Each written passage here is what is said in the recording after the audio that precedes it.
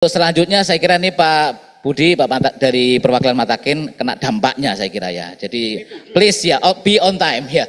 Mungkin 5-7 menit, monggo Pak Budi kami persilakan. Beliau 9 poin, saya 13 poin.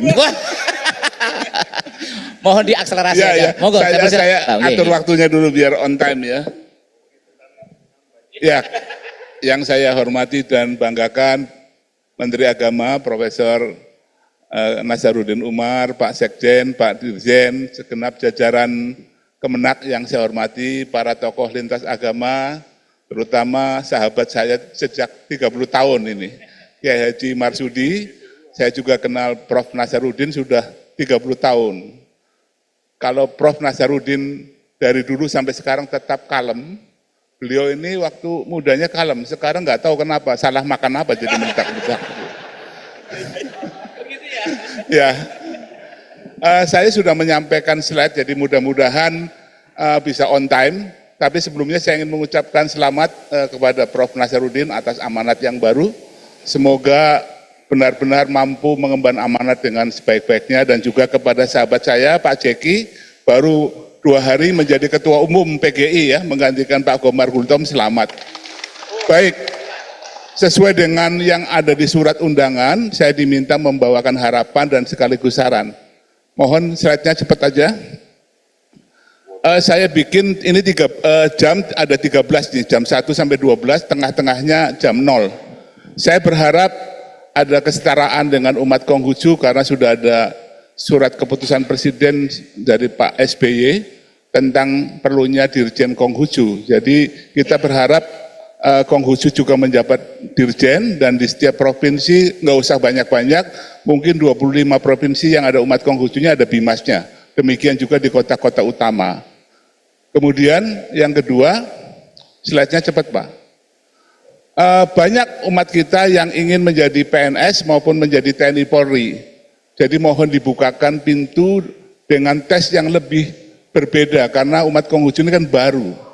Jadi bisa lebih mudah menjadi pegawai negeri dan juga bisa menjadi PNS maupun TNI Polri. Terus, kami sedang membangun diklat di Cikanyere, banyak gangguan sekali terutama dari lingkungan, tapi sekarang sudah membaik, tapi mungkin mohon dukungan dari kementerian agar semuanya ini swadaya bisa dibantu oleh pemerintah, karena rencananya akan menjadi pusat kegiatan Konghucu yang multi aspek. Kemudian ketiga, ada beasiswa untuk program studi agama-agama, karena sekarang ada sekolah tinggi negeri agama Konghucu dan itu membutuhkan dosen agama Konghucu yang S2 atau S3. Yang ada sekarang ada 14 lebih, tapi usianya sudah mendekati pensiun malah. Jadi kita berharap ada program baru, dulu kerjasama dengan UIN Syarif Hidayatullah. Kemudian keempat, sudah dibangun groundbreakingnya 18 Oktober Sekolah Tinggi Agama Konghucu Negeri di Pangkal Pinang. Mohon beasiswanya ditambah, karena ini awal mencari mahasiswa baru untuk universitas sekolah tinggi baru itu nggak mudah, dan karena belum ada asramanya, kalau bisa tahun pertama dibikin online.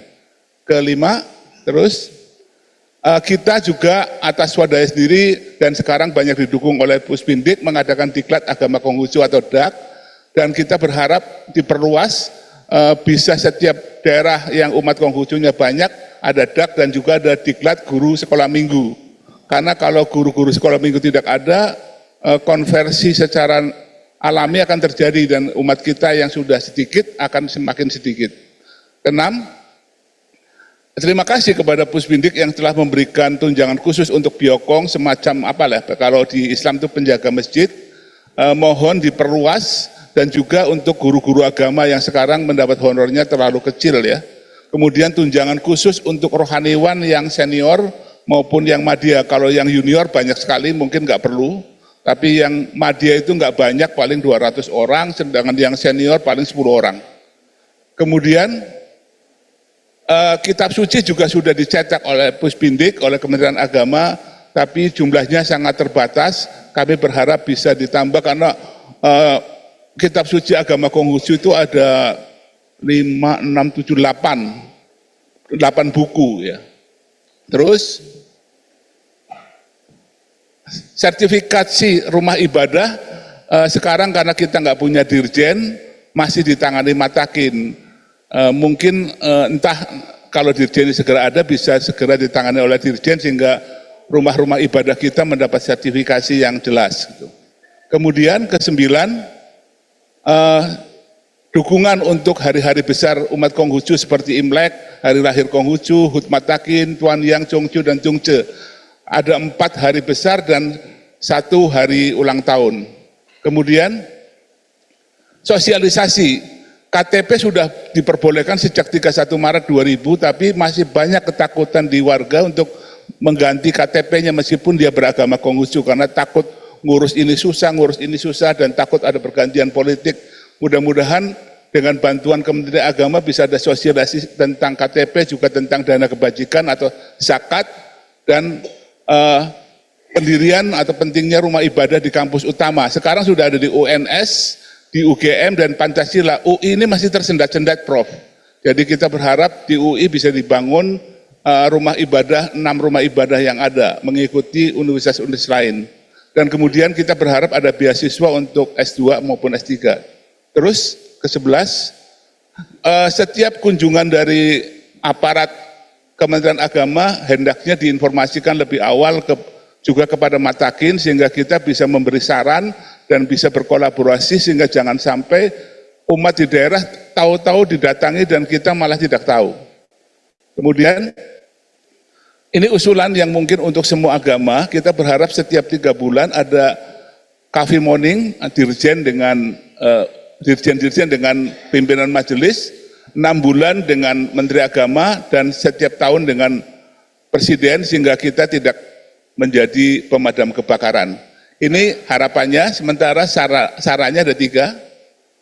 1, KUA untuk seluruh umat yang akhir-akhir tahun lalu diidekan oleh Kementerian Agama kami dukung dengan catatan karena rohaniwan kita, penyuluh kita terbatas, mohon juga diperbanyak sehingga bisa mendukung setiap KUA penting kita ada rohaniwan dan penyuluhnya. Kemudian penguatan moderasi beragama ada usulannya. Slide berikutnya. Ini untuk KUA sudah terus. Untuk penguatan moderasi beragama kami sarankan tidak sekedar seperti dialog-dialog seperti sekarang, karena kalau dialog-dialog apalagi dialognya di antara orang-orang yang sepaham tidak ada gunanya. Kami berharap dialog dengan orang-orang garis keras dan kami siap untuk itu. Dialog agama dan budaya karena sering dipertentangkan, kemudian penguatan rasa cinta tanah air, kebersamaan lewat seni dan olahraga dan seterusnya. Kepedulian sosial dan yang paling penting adalah penguatan ekonomi umat. Karena jika ekonomi kita masih lemah, mustahil bisa rukun, omong kosong itu. Perut kosong tidak mungkin bisa diatasi. Terakhir, forum kerukunan beragama hendaknya ada koordinasi di tingkat pusat. Ada forum di tingkat pusat dan ada rekomendasi bagi setiap anggota FKUP di daerah kepada majelis di atasnya. Kiranya itu saja, terima kasih dan selamat siang. Mas Yang, terima kasih Pak Budi. Ya memang untuk Konghucu ini perlu banyak penguatan SDM juga nih kayaknya Pak Budi ya, supaya banyak yang masuk ke regenerasi ASN atau pegawai non ininya, karena kapusnya aja ada cerita khusus nih. Ini kapusnya pasti hadir nih kapusnya. Kita ada sholat Jumat diumumkan khotibnya kapus Konghucu. Masa kok khotib Jumat kapusnya ininya Konghucu, pada tanya-tanya ya. Ternyata kapus Konghucunya Muslim. Ini Pak Susari, silakan berdiri Pak Susari, itu kapusnya Konghucu nih. Iya, lu Pak Susari itu. Ini khotbah Jumat Pak kapusnya. Ya, Pak Susari udah iskong agamanya Pak. Oh gitu ya. Islam Konghucu.